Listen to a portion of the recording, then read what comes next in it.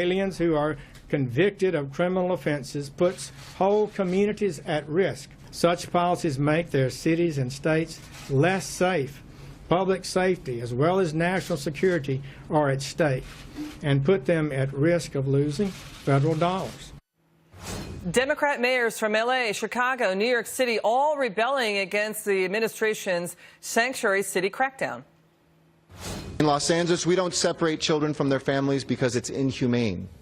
In Los Angeles, we don't demonize our hardworking neighbors just because they speak a different language or come from a different country. That's un-American. A dynamic of hatred has been growing in this country. It's clearly related to the rhetoric of Donald Trump. Let's bring in Sheriff David Clark of Milwaukee County, Wisconsin. First, Sheriff, let's take care of this business first. You see how they distorted the issue, both the mayor of L.A. and the mayor of New York City and others. This is about illegal immigration. Immigrants here say they don't like illegal criminal immigration. They're distorting the issue, right, Sheriff? You took away my thunder. That's exactly what I was thinking. Look, anybody who thinks that a criminal illegal alien should remain in the country after their sentence is adjudicated or they should be let out pending trial has no conscience. My money is on Attorney General Jeff Sessions and President Trump on this. One thing that these individuals know is that these Democrat-led communities, cities, are addicted to federal money. And when you cut it off, and you can't cut it off completely, but there's a certain percentage, they'll start to feel the pain. This is a slap in the face by these mayors to their law-abiding community, an abdication of the responsibility to keep their residents safe. They should put away the Democrat talking points so we can have a responsible conversation about what we're talking about here. We're talking about some dangerous individuals who are illegally in the country and are victimizing not only law-abiding Americans, but other people who are in the country illegally and may not be engaged in criminal activity at the time. And so they're trying to win the narrative. The crocodile tears always come out. Oh, we're not going to separate families from children. That's not what we're talking about here. We're talking about individuals who have engaged in things like domestic violence, child abuse, murder, robbery, drug dealing. They have no business in this country.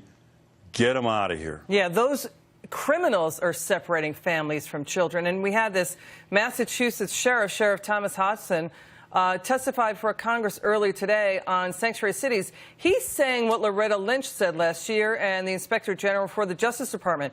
Both those individuals said that these cities are breaking the law. Let's take a listen.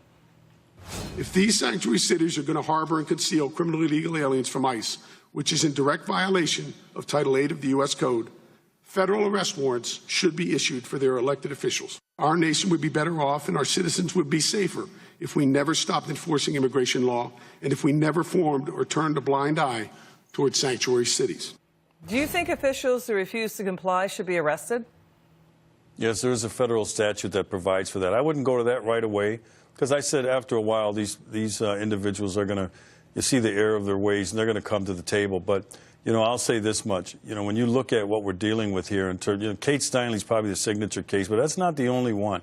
We have some situations in Milwaukee where criminal illegal aliens have been have killed, drunk driving, killed people. Like I said, domestic violence. We had one 2 weeks ago where he pointed a handgun, a firearm, I should say, at his girlfriend and his children, Liz. He pointed a firearm and threatened his children, and then his defense attorney came out the other day and said, it looks like the sheriff's going to separate him from his family. You're damn right I am. That guy's got no business around any kid, much less his own. Sheriff, you know, here's the other issue going on. Thank you for that, for your input there. Shouldn't politicians everywhere let the voters decide on whether they want to live in sanctuary cities? Because, sir, we have this new UC Berkeley poll. This shows that 3/4 of Californians, they don't want sanctuary cities. 2/3 of Hispanics, 70% of independents, 3/4 of Democrats, they don't want it. What do you think? Should voters get to weigh in? Well, they have, and they will, and they do. It polls horribly for these sanctuary city mayors, and they know it. That's why they don't want to leave it up to the people. Like I said, this is nothing more than political posturing. This is about trying to add to their base of voters. Like I said, These are political points. This is a political speech. Might sound like a great political speech, but it's a horrible public policy speech. We're here. The president's here. I've signed up for the 287G program. The Attorney General spoke in very clear language.